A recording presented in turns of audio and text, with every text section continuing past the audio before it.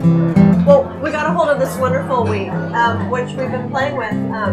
I started by using it in the focaccia. I've never played with whole wheat that did have the elasticity and rise at this step. It almost behaves like a white flour in that it gets a wonderful toothsome quality.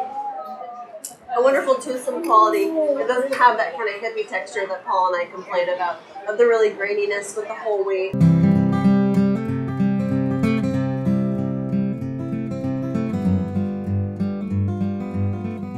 Way too complicated, so I think that everybody needs to focus on is getting 2,000 or 3,000 acres of wheat in production for us. And that's I think that would simplify everybody's.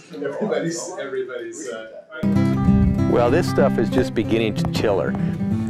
You really just have, you know, 1 or 2 seeds in a place like this, and 1 or 2 seeds will produce a whole bunch of tillers. In other words, a whole bunch of new shoots will come up from what started out right here as 1 seed, and it will get very bulky and have multiple heads up higher. So probably about June this will be all ready to harvest. Now harvest will be a challenge here because we have these small test plots. There'll be a lot of cleaning the harvester between plots to get some pure samples. But we're really interested just to see what this stuff yields. That's the interesting part about it. If we can get something that's an economic yield in a variety, that is something that makes an interesting product.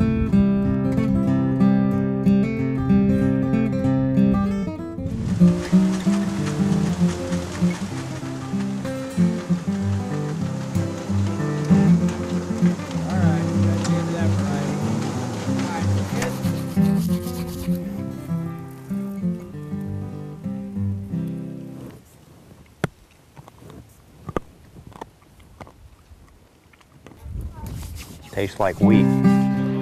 Grains that you showed me were relatively skinny and thin grains. Whole meal, whole wheat grains are undoubtedly the best because they contain elements of the germ and they contain elements of a tissue called the alurone layer, which is what I've spent my life working on.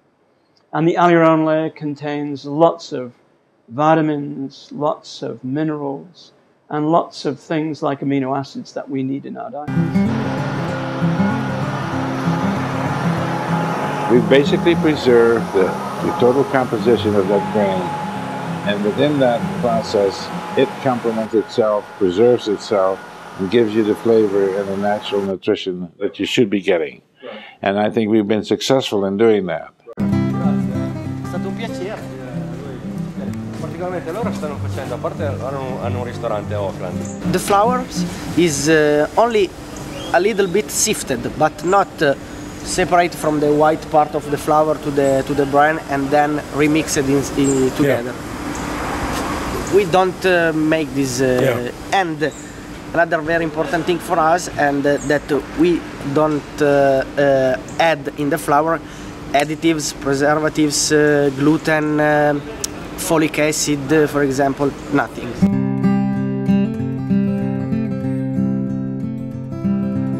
My commitment to whole grains is selfish to some extent because I'm forcing myself to learn baking with whole grains versus white flour is a very different, it's not different on a particular cookie. There's things that are very much the same, but yeasted, long fermented breads, the whole structure I'm used to, the control that I'm used to is no longer here for me. So putting myself in the commitment of saying no white flour in my bakery is partially motivated to force me to become a master at whole grain.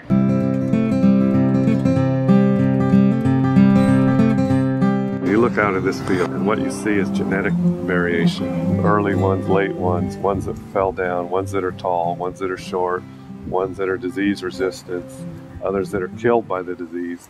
All of that is genetic, true genetic variation. Modern commercial wheat, there's no variation in the field basically.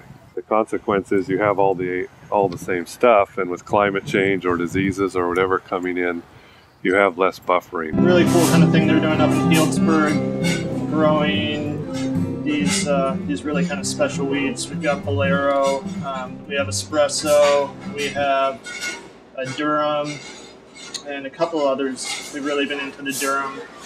It's got a really good flavor and almost produces a texture of a dried pasta while still being fresh. That's something we struggled with a lot with some of these grains, is making them so they had that toothiness and had that flavor that a good dried pasta will have. We thought we were kind of eccentric for doing this because, you know, who pulls up grapes to plant wheat? Certainly not in this neighborhood. But once we did that, we found that a whole series of problems sort of arose. And the most obvious one was, how do you harvest the wheat?